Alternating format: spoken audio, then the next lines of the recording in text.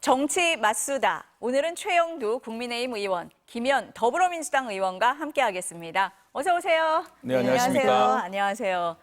뜨거운 상임위입니다. 과방위 간사신데요. 관련 질문은 뒤에서 좀 여쭙기로 하고 현안부터 시작을 해보겠습니다. 관심이 어제 대통령실과 국민의힘 지도부 만찬이었는데요. 27명이 90분간 식사를 했다고 합니다. 주로 윤 대통령이 체코 순방 얘기를 했고 한동훈 대표는 인사말할 기회조차 없었다 이렇게 전해집니다. 일단 어제 만찬에 다녀온 두 최고위원의 얘기부터 듣고 시작을 하겠습니다. 여러 가지 민생 현안이라든가 그 의정 갈등이라든가 김여사 문제라든가 이런 것들에 대해서 과연 어떤 얘기가 나올 것이냐 이런 분들에 대해서 상당히 그 관심을 갖고 궁금해했었던 게 사실이잖아요. 근데 뭐 그런 얘기들에 대한 그런 것들에 대한 논의가 전혀 없었기 때문에 한동훈 대표로서는 지금의 상황은 뭐 만찬만 하기에는 예. 녹록치 않은 상황이고 예. 당의 현안이 너무나 많기 때문에 좀 독대를 통해서 그런 현안들에 대해서 깊이 있는 말씀을 나누고 싶었던 것 같은데 예. 뭐 독대가 되지 않았기 때문에 우리 최 의원님한테 먼저 여쭤봐야 될 것 같은데요. 네. 네. 그래서 난 오늘 김영간사랑 부르길래 네. 우리 국민들이 관심 많은 국회과학기술정보방송통신위원회 여러 현안을 토론하는 줄 알고 잘못 나왔습니다. 원래 그러니까 이걸 잘못 나왔다는 생각이 드는데 우선에 뭐 국회과학기술정보방송통신위원회에서 우리 김영간사랑 많이 다투고 있지만 네. 주로 뭐 일방적으로 터지는 쪽이지만 잘 부탁합니다.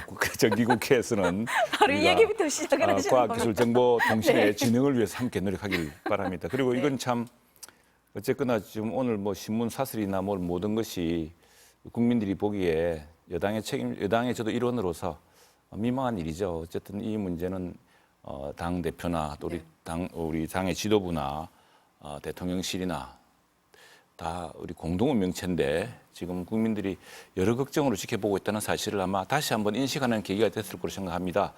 그리고 그 식사 자리는 원래 이제 지금 사실 추석이 지난 지기도 하고 네. 또 장 지도부가 새로 출범한 뒤로 아마 식사를 할 기회가 없어서 함께 보는 기회가 가기 때문에 거기서 무슨 극적인 대화의 돌파구 열릴 거라고는 사실 기대하기는 처음부터 좀 어렵다고 생각합니다. 오늘 아침에도 우리 원내 대책 회의를 하면서 원내 대표랑 이런저런 이야기를 했는데 뭐 꼭 이게 우리 여야 당정이라고 하는 것은 대통령실과 우리 당 지도부라고 하는 곳은 뭐 정말 국민의 민생과 또 미래를 책임지고 무한 책임을 져야 되는 자리이기 때문에 어느 날 어느 시에 식사 자리에서 그 소통이 이루어지는 것은 아니라고 봅니다. 그래서 오늘 그 계기에 또 많은 국민들의 기대가 있었던 건 사실인데 좀 뭐 아마도 여론 스핀 닥터가 있었으면은 네. 그걸 좀 더 화려하게 만들었을 텐데 그 뭐 너무 소박하게 한 것 같은데 여야의 소통은 오늘 우리 원내대표도 그런 말씀하시던데 당정 간의 소통, 특히 당 지도부와 대통령실 간의 소통은 24시간 진행되고 있기 때문에 한시 한날의 어떤 행사를 가지고서 판단할 일은 아니고 다만 어제 행사에 대해서 국민들이 여러 시선이 참 착잡하다는 것을 우리 당 지도부도 좀 명심하고 그다음에 대통령실도 좀 유념했으면 좋겠습니다. 어떻게 보셨어요, 김 의원님? 오늘 한 일간지 제목이 네. 김건희의 김도 없고 의사 문제와 관련 의도 없었다라고 어쨌든 대문짝만하게 보도가 됐고 말씀하셨던 것처럼 모든 언론에서 부정적으로 지금 상황을 보고 있는 거잖아요. 온도차가 너무 극심한 것 같습니다. 용산과 정당 간에, 그러니까 네. 집권 여당 간의 관계가 그렇고 두 번째는 한동훈 대표가 검찰총장 시절에 부하 직원은 아니잖아요. 그러면 당 대표로서 인사말 그리고 허심탄회하게 대화를 나눠야 되는데 그거를 하지 못하게 한 거고 사전에 따로 좀 만나는 걸 계속 요청했고 언론을 통해서도 얘기했는데 그것조차도 수용이 안 됐다라고 얘기하는 것은 상하 관계다. 여전히 검찰총장과 부하 직원의 관계로 대통령과 집권 여당의 대표로 규정을 한 것 아닌가 싶어서 되게 우려스러운 상황이고요. 그렇게 되면 사실은 여야 관계도 경색될 수밖에 없는 거지 않습니까? 자율성이 좀 있고 여당 대표로서의 그 현안에 대한 얘기를 통해서 극복할 수 있는 방안들을 모색해야 되는데 한치의 틈을 주지 않고 철벽 방어를 하고 있다. 특히 용산의 분위기는 김건희 여사의 리스크를 리스크라고 생각 안 하는 건지 리스크가 되는 것을 막기 위함인 건지 이번 과정에서 철저히 보여준 것 아니겠나 싶습니다. 지난 총선에서 대통령이 이 결과를 겸허히 수용하고 국민과 소통하겠다고 했는데 반짝 소통하고 난 뒤에 그 뒤에 이제 깜깜무소식이고 편리한 방식으로 이제 일방적으로 본인의 얘기만 주장하는 방식대로 진행이 됐는데 이번에 임 대통령과 한동훈 대표의 이 만남 역시도 사실은 저렇게 다수의 인원이 만나서 무슨 대화를 나누겠습니까? 그러니까 대화가 아니라 그냥 일종의 그 통과 의례. 네. 한 번도 만나지 않으면 안 되니까 대표를 만나는 걸 그런 의식적인 행사로 처리를 했다 이렇게 생각이 들어서 아직까지 이 대통령이 문제의 심각성을 외면하거나 아니면 김건희 여사가 그렇게 하길 바라는 바가 반영이 된 건지 조금 더 두고 봐야 될 것 같습니다. 저 이제 김 의원님이 대통령실과 당 사이에 인식 차이가 있는 것 같다라고 말씀을 하셨습니다. 어떻게 생각하세요? 인식 차이가 있는 것 같습니다. 있지요. 왜 그러냐니까 네. 대통령 입장에서는 5년 단임제 대통령은 사실은 사실들이 해결하고 싶어하는 시대적 과제 같은 것을 인식을 합니다. 이게 만일 4년 중임 같았으면은 다음 선거를 정하게 되니까 여론조사 지지율을 신경 써야 됩니다. 그런데 대통령은 이왕 사실은 어느 정부도 해놓지 못했던 의료개혁을 하겠다. 그건 또 우리 의사단체에 큰 반발을 무릅쓰고 의사 수를 늘려야겠다. 미국도 그렇게 했고 영국도 그렇게 했고 일본도 그렇게 했으니까 우리도 의사단체의 반발이 있겠지만 우리의 국민들이 우리가 고령화가 되고 있고 의료 수요가 커지고 있고 한 만큼 그리고 또 지역의 의료 공백이 심각하거든요. 저희 지역만 해도 소아과 의사가 부족합니다. 그래서 그런 것들을 위해서 이제 결심을 했고 상당히 선거에서까지 불이익을 무릅쓰면서 지금 개혁 동력을 가져가고 있습니다. 그래서 지난번에 저희들 연찬에서 두 분의 관련 장관 그리고 또 사회수석 이야기를 들어보니 나름대로 시나리오를 가지고서 상당히 지금 고비에 왔다. 이 고비에서 우리가 열심히 더 대화를 하고 해서 하겠다. 그런데 이제 우리 당의 입장은 또 다르죠. 네. 저만 하더라도 고등학교 동창이 600명인데 그중에 100명이 의사입니다. 제가 얼마나 불편하겠습니까? 막 추수 때도 그렇고 이 사안 불거졌을 때 선거 전에도 뭐 친구들 항의 전화로 제가 아주 몸둘 바를 모를 정도였는데 우리 뭐 지역에서 당장 의사들이 우리 동네에 보면 다 어른들이거든요. 또 어른들이거나 또 지역의 여론 지도층이거나 그러니까 우리 당으로서는 이게 빨리 매듭이 지어지지 않고서는 곤란하겠다. 더구나 우리 의사들이 특히 이제 학생들이 전공의들이 학교로 돌아올 것으로 기대를 했는데 이게 안 들어오고 있으면 이게 장기화되는 거 아니냐. 특히나 지난 추석 때는 이제 응급실 상황이 이렇게 유지되겠느냐라는 걱정도 많고 그래서 이 문제를 풀려고 시작한 개혁이지만 이게 당장 더 악화되는 것 아니냐 이렇게 하면은 결국 우리 여당 책임이고 이미 지난 선거에서 제가 아까 친구 600명 중에 100명이 의사라고 했습니다만 우리 당의 유력한 지지자들이었습니다. 의사단체들이. 그런데 그분들이 일제히 우리한테 등을 돌리고 이런 선거에 큰 이제 어떤 간표 요인이었는데 그렇게 해서 개혁 동력을 지켜보고 잘 되길 바라왔는데 안 되니까 이제는 우리가 좀 탄력적으로 나가야 되는 거 아닌가 하는 것은 우리 당의 입장이고 대통령실의 입장은 이왕 이렇게까지 왔는데 여기서 조금만 더 가면은 개혁의 동력을 더 확고히 잡아서 터닝 포인트를 만들 수 있는데 당에서 김 빼는 거 아니냐라는 이런 이제 서로 인식차가 저는 있을 거라고 봅니다. 네. 예, 있는데 그 인식차를 좁힐 수 있는 이제 명백한 근거가 있어야 되고 또 하나 이 점에서 아쉬운 점은 사실 우리 당이 노력하고 한동훈 대표 노력하면은 의사단체가 좀 대화를 시작해 줘야 됩니다. 그렇게 하지만 우리도 대통령실에다가 지금 뭐 개혁은 그렇다 하더라도 지금 당장 문제도 풀어야 되지 않느냐. 우리 의사단체 이야기를 시작했으니까 이제 우리한테 조금 모멘텀을 달라라고 할 수가 있는데 의사단체들조차도 꿈쩍을 하지 않으니 참 이 오도 가도 못하는 상황이 되어서 답답하죠, 저희들은. 이 인식차가 계속 있는 이유가 뭐라고 보세요, 의원님은? 특수부 검사 출신으로 대통령이 네. 그렇게 밀어붙이는 그러니까 사실은 정치의 영역도 있고 그다음에 대타협이잖아요. 어떤 사회적 이슈를 하나 처리하는 데 있어서 그러니까 밀어붙여서 결과를 내는 게 아니고 해당 분야 전문가들과 그 당사자, 그다음 정치권, 정부 이렇게 해서 사실은 그 노사정이 갈등이 있을 때도 그 협의회를 만들어서 논의를 했던 하죠. 게 예. 그 이제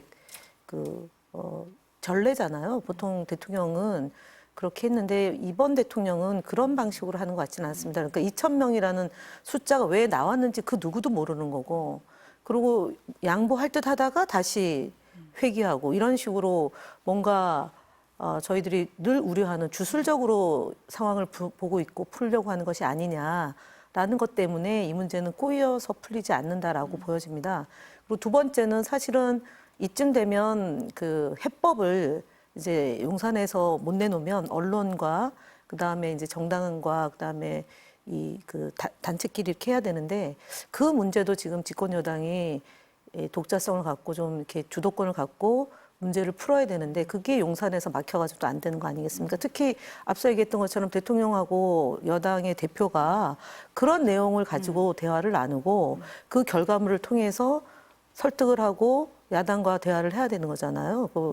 그러니까 여야정 협의체 만들어서 뭔가 물꼬를 틀려고 그랬는데 용산에서 그거를 다시 원점으로 회귀시켜가지고 방향을 그냥 그 제자리로 되니까 지금 말씀하셨던 것처럼 의사들에게 뭔가 들을 만한 변수가 생겨야지 논의 테이블에 올 수 있는 거지 않습니까? 근데 용산이 지속적으로 원칙을 강조하고 협상할 뻔하다가 안 하고 그러니까 신뢰가 깨진 거잖아요. 신뢰가 깨지면 아무것도 할 수 없는 그런 상황이다. 그래서 제가 볼 때는 여기에서 저희가 가장 우려하는 것은 예전처럼 역대 정권에서 그 기능, 언론의 정화 기능이 살아있다면 이렇게까지 지금 무모하게 못할 거라고 저는 보는데, 물론 오늘 이제 어제 오늘 언론에서는 김건희 여사 건 가지고 이대로는 안 된다라는 그런 질타의 목소리가 높긴 하지만 사실 이 정도까지 올 때에는 많은 언론들이 숨죽여 왔고 제대로 보도가 안 되면서 상황을 악화시켜 온 거죠. 그리고 또 사실은 자기 검열도 하고 있는 상황이고, 그래서 저는 이 문제가 안 풀리는데 결국은 이번 국정감사가 분수령이 되지 않을까 싶습니다. 지금 곳곳에서 모든 상임위에서 아마 저희 상임위 빼고는 대부분의 상임위가 김건희 여사 문제가 핵심 쟁점이지 않을까 싶습니다. 그래서 최근에 새로 나온 말이 있어요. 이채양명주에서 이채양명공주라고 그 선거법 위반 그런 걸로 해서 이름이 다시 하나 더 붙었습니다. 그래서 저희가 볼 때는 이번 국정감사를 통해서 진실이 더 밝혀지면 용산이 지금처럼은 못할 거다. 그러면 좀 이렇게 국민들의 목소리를 듣고자 하는 노력들이 생길 거고, 여당 안에서도 갈등이 좀 더 노골화되지 않을까 그렇게 전망을 해봅니다. 네. 지금 과방위 말씀도 하셨고 두 분이 과방위 간사시기도 하니까 지금 국민의 알 권리 그 차원에서 좀 여쭤볼게요. 그 대통령실이 어제 만찬 관련 영상을 제공을 안 하고 기념사진 4장만 공개를 했어요. 그러니까 기자들 현장 출입이 안 됐고 대통령실 전속 사진사가 촬영한 사진만 지금 공개가 됐거든요. 그러니까 물론 과거에도 기자들 풀 취재가 허용된 건 아니에요. 근데 사회 행사 초반 영상, 사진은 공개가 됐는데 영상이 공개가 안 된 건 굉장히 이례적이거든요. 최 의원님 이 부분은 어떻게 보세요? 그렇지 아마 용산 대통령실에서 뭔가 기준에 따라서 했을 텐데 이게 야외 행사였다고 하죠. 맞아요. 네. 예, 야외 행사이기도 하고 또 식사를 위주로 하고 많은 사람이 와 있고 하니까 뭐 여러 이유가 있었겠는데 그 사진도 있고 해서 뭐 국내외의 경우에 이게 이제 프레스 어베일리비리티라고 해서 네. 공지를 합니다. 오늘은 어디까지만 허용이 되겠다. 대통령이 오늘 가는 길에 뭐 미국 같은 경우 보면은 캠프 데이비드 가는 길에 남쪽 그 잔디밭에서 잠깐 기자들한테 서서 인사를 하겠다. 뭐 이런 정도로 이제 그 되는 그런 등등인데 뭐 용산에 나름대로 판단이 있었는데 뭐 그 자체가 그래서 저도 뭐 그 제 같았으면은 네. 좀 멋지게 좀 저 촬영도 하게 해서 화기애애한 분위기를 보여줬으면 좋을 텐데 워낙 관심이 딴 곳이 있으니까 모르겠습니다. 뭐 그 점은 뭐 저 용산의 그 대통령실에서 특히 홍보수석실에서 무슨 판단의 근거가 있지 않았을까 싶습니다. 그리고 뭐 종전에도 오늘 유독 주목을 받았는데, 네. 예, 주목을 받았는데 이게 이제 언론의 관심은 그 여러 사람 같이 있는 게 아니라 두 분이 따로 무슨 이야기하나 이제 이야기 관심 아니었겠습니까? 궁금했죠, 예, 다들. 예. 네. 모르죠. 뭐 그러니까 모르니까 지금 두 사람 사이에 무슨 이야기 있으니까 모르는 이야기죠 지금. 어떻게 생각하세요? 불편함을 그걸로 반영시킨 것 같습니다. 영상을 안 찍고, 그러니까 예를 들어서 언론이 찍지 않으면 전속 사진과 영상을 찍어서 제공해주면 방송에서 그 보도할 수 있는 거고, 신문은 또 사진을 쓰는 게재를 하는 건데, 거죠. 예. 사실은 21세기 이 국가에서 영상이 없다는 것은 방송사를 보고 제대로 보도하지 말라라는 그런 가이드라인을 준 거라고 저는 보는데 결국은 지난번에 체코에서 들어올 때 공항에서 50초 이렇게 악수하면서 네, 짧게 네, 했다는 거하고 김건희 여사는 아예 이전에는 가까이 다가가서 악수도 하고 이렇게 했는데 이례적으로 또 거리 두기를 했던 그 모습이 어저께 만나는 것에서 바로 단적으로 영상 공개가 되지 않은 철저히 김건희 여사의 심기가 투영된 만남이고 그리고 사실은 한동훈 대표에게 경고의 메시지라고 저는 봅니다. 네. 아까 최 의원님도 그렇고 전부 다 이제 독대 얘기를 계속 저희가 많이 했었는데요. 독대 결국 안 됐어요. 그래서 결국 돌아가는 길에 한동훈 대표가 정무수석에게 다음에 하게 해주세요라고 얘기를 하면서 이 얘기 언론에 합니다라고까지 얘기를 했어요. 이 방식은 어떻습니까? 그 방식도 뭐 자꾸 이제 꼬투리로 네. 이제 삼는 경우가 있는데 저는 근데 우리 대통령과 한동훈 대표와의 관계가 우리 외부인들이 알듯이 그런 관계는 아닐 거라고 합니다. 저도 법조를 꽤 출입해봤는데 법조 기자로서 과거 법조인 두 사람을 잘 아는 법조인들 이야기 들어보면은 20년간의 관계입니다. 그리고 사실은 뭐 굉장히 그 끈끈한 신뢰의 관계였고 또 그 관계가 늘 좋았던 것만도 아니라고 합니다. 그러니까 서울검사장 할 때 형사 또 서울검사 한 분은 서울지검장이고 검사장이고 한 분은 이제 형사부장이고 할 때 검찰청 부장 특수부장인가 뭐 그랬겠죠. 할 때 보면 뭐 수사 방향을 둘러싸고서 뭐 서로 좀 논의도 하고 논쟁도 하고 그랬던 거 아니겠습니까? 그럼에도 불구하고 어느 누구와 또 다르게 끈끈한 신뢰관계를 유지해왔다는 것이고 저는 최근에 연장선상이 뭐 자꾸 이제 정치권에서는 해석을 해서 이걸 이제 틈을 버리려고 이렇게 하는 것 같은데 어쨌든 지금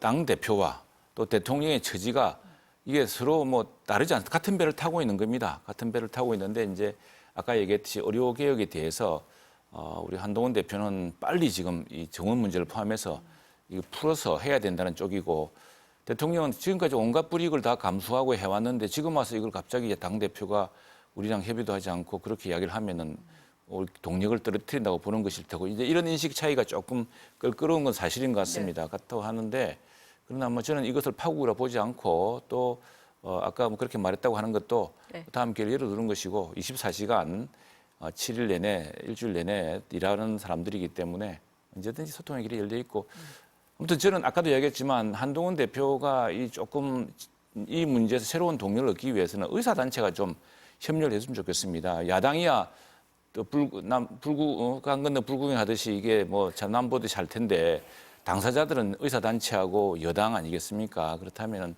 이 문제, 의료개혁의 문제도 외면할 수 없는 문제고 또 지금 의사단체들이 지금 호소하고 있는 문제 또 우리 국민들이 걱정하고 있는 문제를 풀어야 되는 것도 당면 과제라고 한다면은 좀 당대표가 노력하는데 만큼 의사단체부터 좀 호응해주면은 그걸 바탕으로 정부의 그 개혁 의지를 크게 손상시키지 않으면서 물꼬를 틀 방법을 만들 텐데 지금 앞뒤로 막혀 있어서 제가 보기에도 답답합니다. 그 그 강건너 불구경은 아닙니다. 그거는 좀 도와주세요. 사실관계를 왜곡하시는 좀 거고요. 좀 더 도와주세요. 의사단체한테 같이 여야가 같이 하자고. 원내대표 간에 합의를 한 바가 있고 그래서 추석 연휴 전에 여야정 협의체를 구성해서 협의하려고 그랬는데 안 된 거잖아요. 그러니까 야당도 집권을 했던 경험이 있는 세력이기 때문에 무엇보다도 국민의 생명 안전을 가장 우선하는 책임 있는 야당입니다. 그리고 제일 야당이죠. 가장 의석수가 많은 야당이기 때문에 그렇게 무책임하다 이렇게 보는 건 안 맞고요. 지금 사실 그 한동훈 대표가 정무수석에게 독대를 하게 해달라. 그리고 언론에 얘기한다. 이런 것도 안 맞는 거예요. 정말 정치를 좀 하십시오. 여당은. 제가 볼 때는 정말 이 끝까지 레일을 이렇게 달리는 기차가 마주 보면서 전속력을 내면 결국은 국민만 피해를 보는 게 되는 게 아니겠습니까? 그래서 정치를 통해서 관계를 복원해야 되고 사실 한동훈 대표는 검찰총장, 초대 검찰총장 그리고 초대 법무부 장관 황태자 아닙니까? 그리고 비대위원장 대표까지 하는 소위 2인자예요. 누가 보더라도. 그러면 좀 조용히 만나는 방법도 강구할 수 있는 것이고 아니면은 상소문이라도 쓰셔서 대통령께 의사를 전달해서 최영두 간사님이 파벌 말타를 좀 하십시오. 야당 간사 걱정하셔도 될 문제 같고 저희들이 아마 당 대표하고 네, 네. 대통령 간의 관계, 20년간의 네. 관계가 네. 또 똑같은 공동 운명체라는 그런 또 비상한 인식이 우리가 모르는 뭔가 또 길을 만들어낼 거라고 그러니까 모르는 게 생각합니다. 없습니다. 요즘 세상이 하도 투명해서 예, 야당만 좀 네. 도와주십시오. 야당이 너무 그것도 몰아붙이지 도와줘야 말고. 되는 상황인지 야당이 뭐 도와주고 모르겠습니다만. 있습니까 지금까지 늘 틈만 내고 뭐 힘전환만 했지. 지금 독대가 안 되는 것도 야당 때문이다. 야당 탓이에요. 아닙니다. 알겠습니다. 뭐, 그건 또 그 정도는 아니고요. 저희가 수용하겠습니다. 감내하겠습니다. 그건 야당, 아니고요. 야당이 네. 된 것 그거는 때문에 아닙니다. 듣는 네. 얘기라면 감내를 하는데요. 아니 그렇게 또 도와준 게 말꼬리를 뭐가 뚫으세요. 있냐고 지금 얘기했는데 도와준 걸 좀 얘기를 해야 될 것 같아요. 그만하세요. 그러지 마세요. 이 얘기는 이 정도로 하고 24시간 뭐 소통 창구가 열려 있다고 하니까 어쨌든 그 당정 관계가 좀 회복이 돼서 아까 국민을 보고 정치를 해야 된다고 말씀을 하셨으니까 좀 해법이 좀 나왔으면 좋겠다 이런 생각이 듭니다. 다음 이슈 한번 넘어가 볼게요. 김건희 여사에게 명품백을 건넨 최재형 목사에 대한 검찰 수사심의위원회 어제 있었습니다. 8시간 이어진 회의 끝에 기소 권고로 의결이 됐습니다. 일단 최재형 목사의 관련 발언부터 들어보시겠습니다. 검찰이 더도 말고 덜도 말고 국민들의 눈높이에서만큼만 판단을 해달라. 국민들은 다 이것을 김건희 여사의 혐의와 부정부패로 알고 있는데 어떻게 국가 사정기관이 이렇게 국민들의 눈높이만도 못하게 판결을 내리는지 납득이 안 됩니다. 언더커버 취재 차원에서 행해진 일들이지만 분명히 이것은 직무 관련성이 있고 청탁이 있다라고 저희가 입증을 했고 김건희 여사에 대한 수사심의위원회에서는 불기소 의결을 했거든요. 불기소 권고를 했습니다. 반대 결론이에요. 어떻게 보셨습니까, 최 의원? 그래서 이제 이건 수사심의위원회를 수심이라 그러지 않습니까? 네. 제가 최재형 목사 저거 보면 참 인면수심이라더니 아니 저 만나려고 예전에 뭐 김 여사 선친과의 인연을 가지고서 뭐라고 이렇게 그런 사람 만나겠습니까? 선친과의 관계가 있다 그러고 하니까 아는 사람이라고 해서 만났는데 그걸 만나기 위해서도 명품백을 내서 본인도 인정했다시피 무슨 선물 주고 몰카를 해서 그 자체가 범죄지 않습니까? 몰카 공작이라는 것이 이제 뻔한 일인데 그래서 이제 수사심의위원회는 이게 우리 정부 때가 아니고 지난 정부 때 이 검찰 수사 특히 기소 결정을 믿을 수가 없다. 그러니까 좀 이 수사에 대해서 법에 대해서 좀 알만한 분들로 이제 객관적인 심의위원회를 구성해서 검찰이 정치적 판단을 못하도록 하게 만든 게 수사심의위원회 아니겠습니까? 그래서 그걸 이제 김건희 여사 그 명품 받은 것이 사실 그전 검찰 수사 결과에서는 이건 뭐 처벌할 수 없는 사안이다라고 했는데 그걸 이제 이원석 검찰총장이 물러나기 전에 이거 한 번 더 수사심의에 돌려봐야겠다 해서 수사심의에서 고민 끝에 그건 역시 검찰이 기존에 내린 것처럼 그걸로 처벌하기 어렵다 이렇게 해서 이제 최재형 씨가 저렇게 했던 몰카 공작의 공작성을 더 크게 봤던 것이죠. 그런데 지금 이제 이번에는 같은 사안입니다. 정반대의 사안입니다. 사안인데 여기에 대해서 이제 수심위가 청탁금지법 위반 혐의 기소 여부에 대해서 8대7로 첨예하게 의견이 엇갈렸다고 합니다. 그러나 지난번 결론과는 바뀌어진 셈이 되었죠. 네. 되어서 뭐 어쨌든 수심이 그렇게 나왔습니다. 그리고 본인이 이제 여기서 아까도 이야기했지만 이 오로지 이제 김건희 여사를 덫에 걸리게 하기 위해서 온갖 수단을 다했고 그걸 언더커버 취재라고 하지만 이제 그걸 몰카 함정 취재라고 하지 않습니까? 몰카 함정 건데 뭐 자기가 처벌해달라고 자기가 자기를 스스로 처벌해달라 그랬어요. 뭐 그런 것도 수심위에 영향을 미치지 않을까 싶은데 어쨌거나 이제 수사심의위원회가 결정을 내렸습니다. 그러면 검찰은 그 결정에 따라서 법적으로 네. 자고우면하지 말고 좀 수사를 하든지 어떻게 했으면 좋겠습니다. 왜 그런가 하니까 최근에 우리 법자 붙은 기관들이 너무 정치권 눈치를 많이 봅니다. 자고우면을 해서 이게 사태를 악화시킵니다. 상권 분립이라고 하는 것은 정치 또 행정, 입법과 행정과 사법은 딱 그 저울의 눈금에 정확하게 심판을 하면 되는 거거든요. 그런데 법원의 법조기관의 가장 중요한 것이 빨리 또 결정해 주는 겁니다. 그래서 지체된 정의는 정의가 아니다라는 말이 있는데 지금 보십시오. 우리 여기 뭐 김영 간사도 계시지만 지금 방송통신위원장 헌법재판에 가 있습니다. 뭐 야당이 숫자가 많으니까 탄핵 수준을 했어요.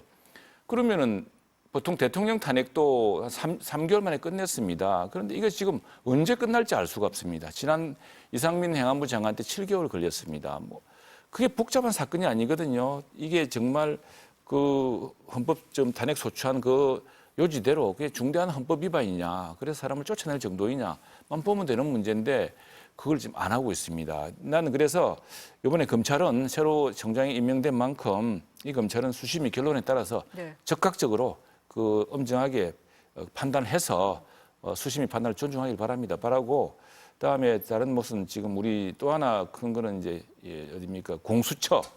공수처도 왜 그렇게 수사가 늦은지 모르겠습니다. 제가 지난번에 예산 결산 심사 때 보니까 네. 공수처 수사 예산이 남아 있어요.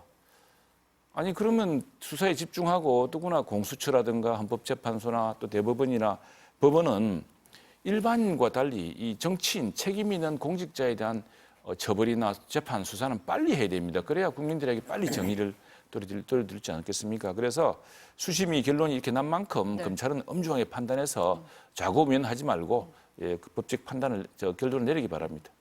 어떻게 보세요? 김건희 여사의 성역이지 않습니까? 그러니까 김건희 받은 사람은 기소하지 말고 준 사람을 이제 기소하라는 거잖아요. 지난 수심이 결론을 종합하면 그렇죠. 네, 그러면 정반대입니다. 예. 검찰이 이제 고민하게 되는 거 네. 아니에요? 이걸 가지고. 그러니까 그 강제 규정은 아니고 수용할 거냐 말 거냐를 판단하는 건데 만약에 말씀대로 김건희 여사는 그냥 무혐의 처분하고 준 사람은 기소해서 재판에 넘겨지면 이제 증인으로 나와야 될 거 아닙니까? 김건희 여사가 지난번처럼 모처에서 핸드폰을 주고 검사들의 핸드폰을 보관하고 수사받는 식이 아니라 출석해야 됩니다. 재판에. 언제가 될지 모르겠지만. 그럼 이제 법정에서 다툼이 이제 돼야 되는 거면 사실 희대의 재판이 또 하나가 만들어지는 겁니다. 그리고 공정과 상식, 정의는 무너지는 거고 무권 유죄, 유권 무죄. 그러니까 권력이 있으면 무죄가 되고 권력이 없으면 유죄가 되는 그런 세상으로 다시 돌아가는 겁니다. 그래서 어느 정도 민주주의가 발전됐고 정착이 되어 있는 대한민국에서 김건희 공화국이다, 김건희 나라 아니냐, 김건희 여사만을 위한 모든 것이 적용되는 것 아니냐라는 그런 지적에서 자유스럽지 못하다. 이 점에 대해서는 여당도 자고우면하지 말고 법대로 처리를 하고 상식적인 수준에서 김건희 여사의 잘못된 행동에 대해서 검찰이 제대로 수사할 수 있도록 또 공수처가 제대로 수사할 수 있도록 얘기를 해야 되는 거죠. 근데 못하고 있잖아요. 그리고 야당 대표에 대한 끊임없는 탄압, 그리고 야당 대표 부인에 대해서는 터무니없는 그런 그 검사의 수사와 재판이 진행 중에 있고 그것이 모두가 유죄인 것처럼 얼마나 많은 공격을 했습니까? 그래도 저희는 감내하고 가는데 김건희 여사 건에 대해서 이렇게 무디게 검찰이 잣대를 그야말로 시작도 못하잖아요. 제대로 시작도 못하는 이런 세상이 얼마나 지속될 수 있을지는 제가 볼 때는 그리 장담하지는 못하는 상황 아닌가라고 봅니다. 그래서 물론 한 배를 탔지만 여당은 또 국민을 보고 정치를 하고 국민에 의해서 선출된 선출직들이고 헌법기관이기 때문에 소신껏 입장을 좀 피력하셔서 같이 망가지지 않아야 되지 않을까 싶습니다. 대한민국이 무너지고 도덕의 잣대가 붕괴되고 법의 기준이 진짜 제멋대로라면 어느 국민들이 그 법의 정신을 존중하겠습니까? 그리고 언론에 대해서 얘기도 하셨고 방통위원장에 대해서 얘기했는데 방통위원장이 7월 31일 날 임명되자마자 박문진 이사와 KBS 이사를 전광석화처럼 제대로 심사도 하지 않고 면접도 없이 인사를 한 겁니다. 그리고 2명이서 결정한 것은 정당하지 못하다. 방통위 설치법에 위배의 소지가 있다라는 게 법원의 생각입니다. 판단이고. 그래서 그런 부분에 대해서 헌법재판소는 180일 이내에 판단을 내리면 되는데 그거를 정치권에서 감나라 배나라 하는 것은 삼권 분립의 정신에 맞지 않는 거고요.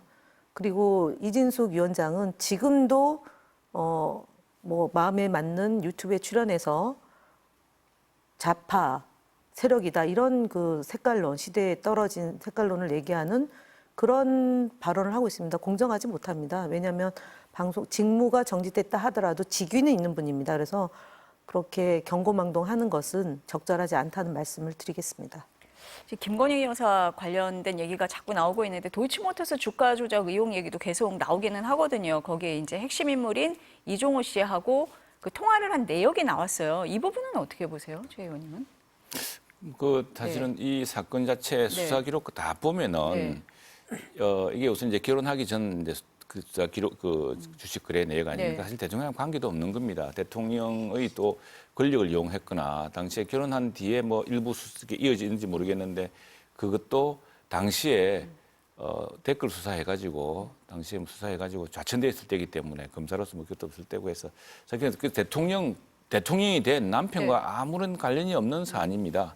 그리고 그건 자연인 그 상태에서 주식 거래에 대한 처벌인데 1심 판결에 보면 비교적 상세한 내용이 많이 나와 있습니다. 1심 판결에서 나온 이야기를 앞뒤를 자르고 이래서 무슨 의혹이 있는 것처럼 하는데 지금 2심에서 이제 그러니까 돈을 이게 주가 조작에는 조작을 한 작전 세력이 있고 그 작전에 이용된 이제 돈을 주는 사람이 있고 소위 전주라는 사람들. 전주라는 것인데 그 이제 거기에 1인 매매를 했다고 이제 됐는데 그 전주 중에 한 사람이 아주 큰 사람이 한 분이 이게 이제 방조 혐의로 공소장 변경이 되면서 이게 유죄가 선고되었죠. 근데 그게 이제 직접적으로 김 여사를 지목해서 한 건 아닙니다. 아닌데 어쨌거나 지금 이 사건이 검찰에서도 그 정지를 하지 않았습니다.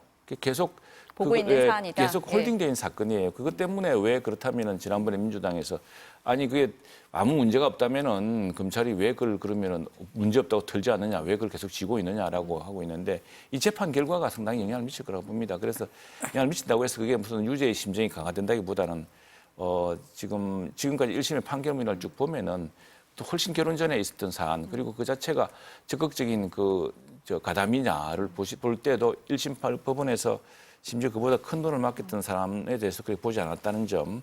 근데 최근에 그걸 방조라 봤다는 것. 개입이냐 방조냐의 차이죠. 이걸 가지고 조치를 했는데 어쨌거나 법원에서 또 결론이 날 거고 또 검찰이 그에 따라서 어떤 결론을 내릴 거라고 봅니다. 그런데 너무 이걸 침소봉대 경강부회하고 있는데 아무튼 이 부분도 빨리 검찰이 좀 결론을 내렸으면 좋겠습니다. 빨리 해야 된다 이 부분도 어떻게 보세요? 통화 내용 나오면. 이종호 씨가 김건희 여사의 계좌 2개를 관리하던 인물이잖아요.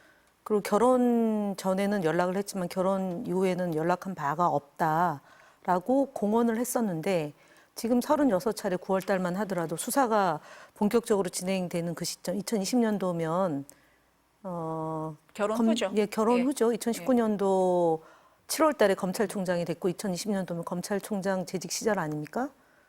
그러면은 얘기가 달라진 거잖아요. 2012년 3월 달에 결혼했고 2020년도에 36차례 통화를 한 게 있고 그것이 뭐 도이치모터스 주가 조작과 관련된 수사가 본격적으로 진행되던 시점이고 그리고 그 직원하고 통화했다라고 얘기했지만 그건 아니잖아요. 그 권오수 회장이 통화를 한번 해봐라라고 했는데 그게 그 계좌 2개를 관리하던 분하고 통화를 직접 해서 사건의 진실 이런 것들을 서로 궁금하니까 전화 통화를 했겠죠. 그리고 그때는 대통령이 되려고 눈도 생각 안 할 때입니다.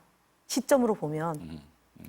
네. 그래서 그게 그러니까 안 맞다는 얘기죠. 그러니까 김 의원님 말씀하신 것처럼 그러니까 이미 수사가 다 종결된 게 아니고 사건이 진행 중인데 제가 얘기하는 건 거짓말이잖아요. 그리고 두 번째는 그 경호실 부속 건물에서 조사할 때 명품백과 이 주식 문제를 같이 조사를 했다잖아요. 근데 하나는 무혐의 처분했지만 하나는 못 하고 있는 게 검사들은 알고 있단 말이죠. 1심 재판에서 김건희 여사가 어느 정도 관련성이 있다는 것은 이미 검사들의 수사 내용, 조사 내용이 법원에서 1심 재판 과정에서 드러났고 그 담당 검사는 지금 연수가 있잖아요, 미국에. 그러니까 없던 사실, 잠재되어 있던 사실들이 수면 위로 올라왔다는 거죠. 그거를 제대로 수사하지 않았는데 그럼 문재인 정부 때 왜 안 했냐. 왜 안 했습니까? 대선 시기에 들어가니까 공정성 시비에 휘말리니까 그 부분이 닫혀진 거죠. 그러니까 지금 하자는 게 김건희 특검법입니다. 그래서 근데 대통령이 거부권을 행사하고 진전을 못 보는 거잖아요.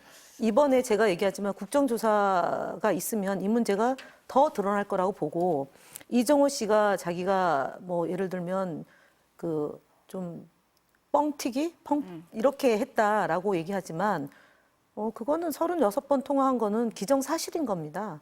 이런 부분에 그 대해서 부분은 용산이 거짓말을 하고 직접 당사자가 나서지 않고서 자꾸 주변에서 대변인 역할을 한다고 하면 실제로 대통령이 우리가 선출한 대통령은 윤석열 대통령인데 지금 대통령은 실제로 최순실 박근혜 때 사건처럼 그렇게 국정농단이다. 적폐가 계속 쌓이고 있다라는 점을 그거를 망각하면 안 되는 거죠. 우린 경험을 자, 하고 있었습니다. 제가 얘기를 해보면은 무슨 이제 저도 이 사건을 자세히 모릅니다만 검찰이 빨리 결론을 내리고 어쨌든 했으면 좋겠습니다. 이게 자꾸 자고움이나 늦어지고 있는 겁니다. 첫 번째는 제가 이제 그래서 1심 8개문을 이전에 얼핏 봤어요. 보니까 지금 야당이 주장한 바는 도이치모터스 주가 조작 사건으로 뭐 김건희 여사와 그 가족이 뭐 40몇 억의 23억이라 했습니까? 내가 부풀릴 뻔했네요. 23억을 했다는데 그 법원 판결을 읽어보면은 그게 아니고요. 그 거래총액입니다. 그래서 그게 이득을 얻은 게 아닙니다. 손해를 볼 수도 있고. 그러니까 이제 사람들이 자꾸 큰 이득을 봤는데 했다는데 주식 투자하면 다 이득 볼 수, 손해 볼 수도 있는 것이고 또 이종호라는 사람은 뭐 하는 사람인지 모르겠습니다만 이 사람과 통화했던 것도 주식 투자와 관련돼서 뭐 통정을 하면서 서로 통정 매매하듯이 이렇게 조작을 하기 위해서 하는 그게 아니고 그 행위는 모두 다 끝났습니다. 10여 년 전에. 다 그래서 공소시효까지 일부 다 끝났는데 공소시효가 남아있는 부분까지 끄집어들여서 지금 수사를 하고 있는 거거든요. 그래 그걸 지금 2018년, 2019년 이때 윤석열 대통령이 드디어 이제 조국 장관 수사하고 이런 식의 불편하니까 온 가족을 탈탈 털지 않았습니까? 그때도 안 나온 일입니다. 안 나온 일을 가지고서 지금 이종호라고 하는 사람이 뭐 전화 통화했다는 건 주가 조작과 관련된 것이 아닙니다. 그건 이미 다 끝나고 공소시효까지 끝난 사안이고 이거는 이제 그 뒤로 두 사람이 연락했다는 건데 이거가 주가 조작하고는 관계가 없죠. 알 수가 없죠. 알 수가 그거는. 없죠. 뭐 그걸 알 수가 없는데 네. 그게 뭐 네, 주가 시점은 조작이고. 묘하니까 지금 수사가 아니, 뭐 시작되자마자 통화를 빨리 했다는 빨리 거니까. 경찰이 김건희 여사 그런 데서 결혼한 했습니다. 뒤에는 네. 연락한 사실이 없다. 야당이야 뭐 근데 아무 연락한 꼬투리 사실이 냈으면 다 48살이가 드러난 거잖아요. 뭘 드러나요, 드러나기는. 네. 그러니까 지금 통화 내용이 나온 게 뭘 새로 드러났습니까? 김현 의원님 말씀이 맞습니다. 네. 네. 결혼한 이에 통화를 한 거고 수사가 네. 시작되자 통화를 했다 뭐 이런 부분이 나왔는데 이 부분도 어쨌든 수사를 해야 그래서 된다라는 해봐야죠. 거에는 최 의원님 그러나 동의를 하시는 제가 것 같습니다. 이야기하고 싶은 것은 네. 그것이 네. 주가 조작 행위랑 관계가 없는 사건이다. 네. 왜냐하면 단정하지 마세요. 주가 주식 투자를 뒤에 했습니까? 여사님하고 아니고 통화했어요? 2010년하고 네. 아이 참나 이거 무슨 말 갖다가 이런 식으로 여당이 자꾸 네. 이렇게 야당이 딱 한마디에서 부풀리고 하니까 네. 국민들이 전곡을 혼돈스럽고 찔리셨습니까? 전곡을 찔리 참 야당의 제가 솜씨가 오늘 놀랍습니다. 아까 최 의원님 말씀대로 이 과방위 얘기를 많이 여쭤보려고 했는데 벌써 시간이 이만큼 흘러서 과방위로 넘어가야 될 것 갑시다, 같습니다. 이제. 사실 하나 여쭤볼 게 있었는데 예, 예. 어쨌든 이제 내일 국회 본회의 있잖아요. 네. 그 거부권으로 돌아온 방송사법도 올라갑니까? 네, 어떻습니까? 올라갑니다. 올라가요? 그럼 네. 통과 가능성은 어떻습니까, 의원님? 통과 가능성이요? 없죠. 없습니다. 없습니까? 아니, 네. 이제 뭐 그때 당시에 여당이 국회는 개원은 됐는데 여야 합의로 지금 논의하지는 않았어요. 방송사법을 네. 21대에 그때 당시 야당에서 협의도 안 했죠. 무슨 합의뿐 아니라 예, 다수결로 처리를 했습니다. 일방적으로 했죠. 아니요, 그랬는데 이번에 이제 어쨌든 이제 다시 한번 표결을 할 거고 그리고 만약에 불발이 되면 네. 여야가 협의를 해서 방송사법에 대한 토론을 진행을 해야죠. 어떤 건 하고 어떤 건 안 한다 이러면 이건 또 민주주의가 아니기 때문에 지금 최영도 간사의 요구를 수용해서 예를 들어서 디지털 포용법이나 AI 기본법이나 정부에서 이렇게 생각하고 있고 정책을 펼치는 부분에 대해서 저희가 여야 협의로 합의하에 처리하려고 하거든요. 그러니까 방송사법도 마찬가지로 정치권의 입김을 좀 최소화시키고 그다음에 국민들이 참여하고 공정한 방송이 잘 될 수 있도록 공영방송을 또 키워나가야 되니까 성장시켜야 되니까 그 법의 취지를 살려서 여야 합의 처리를 하겠습니다. 협의하고 합의하겠습니다. 어떻습니까? 네.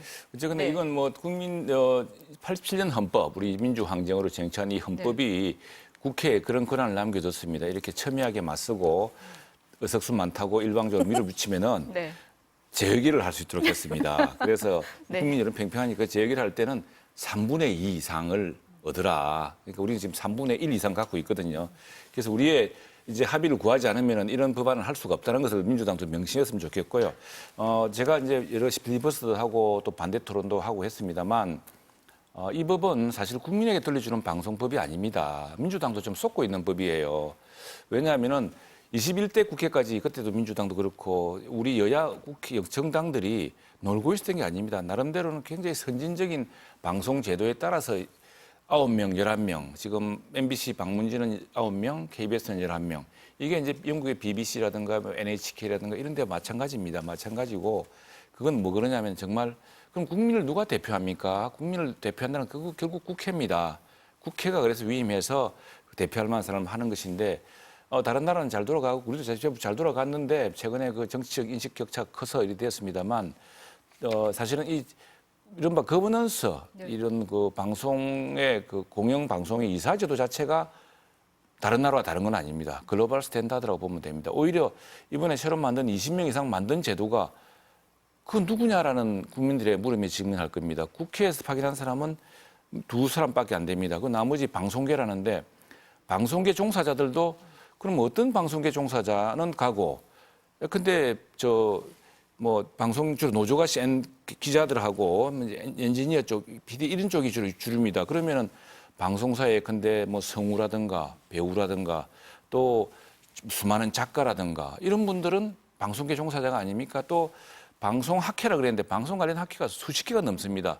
그중에 어느 학회에서만 뽑을 겁니까? 그래서 이게 상당히 그 자체로 위헌적입니다. 평등을 침해할 수도 있고 해서 지금 제가 생각할 때는 우리 생각은 그렇습니다. 이게 왜 그러면 여야가 모두 방송에 대해서 이렇게 민감하냐 하면은 방송이 좀 정확하고 객관적이고 공정한 보도만 해주면은 누구도 이 시비를 안 겁니다. 그래서 저는 오히려 방송의 거버넌스 지배구조는 문제가 없다. 그건 선진국에서 한 그걸 우리가 뺏긴 겁니다. 뺏겨서 하고 있는 겁니다. 하고 있는 건데 지금 문제되는 것은 뭐 여기 MBC 나와서 제가 좀 민망합니다만은 MBC가 대통령 선거 앞두고 3일 동안 특정 정당 후보가 불리한 일방적인 카드라식 뉴스를 하고 한다면은 이건 좀 심각한 거 아니냐. 그래서 방송 보도 준칙 같은 것을 매우 객관적이고 공정하게 해줬으면 좋겠다.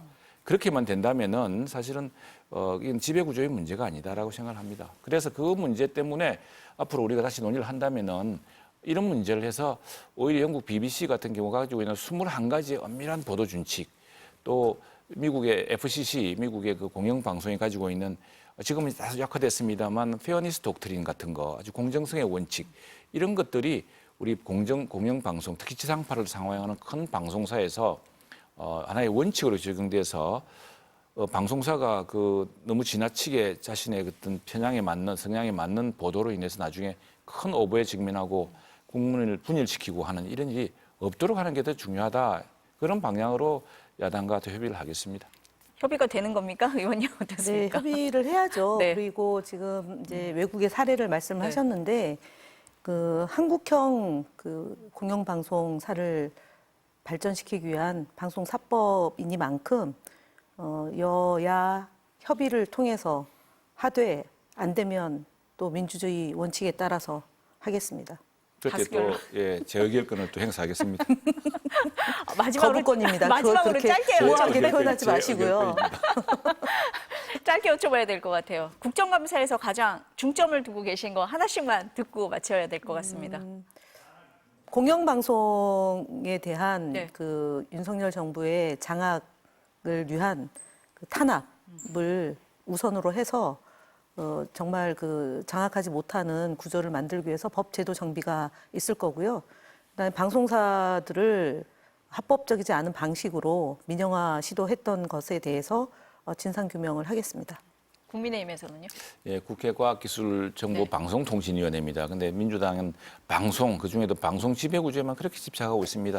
민주당이 하지 않고 있는 일들 저 과학기술정보통신의 영역에서 우리나라의 민생과 미래를 위한 정책과 예산에 또 현장의 목소리에 귀 기울이겠습니다. 네, 오늘은 여기까지 들어야 될 것 같고요. 다음에 다시 한번 모시겠습니다. 감사합니다. 네, 수고하셨습니다.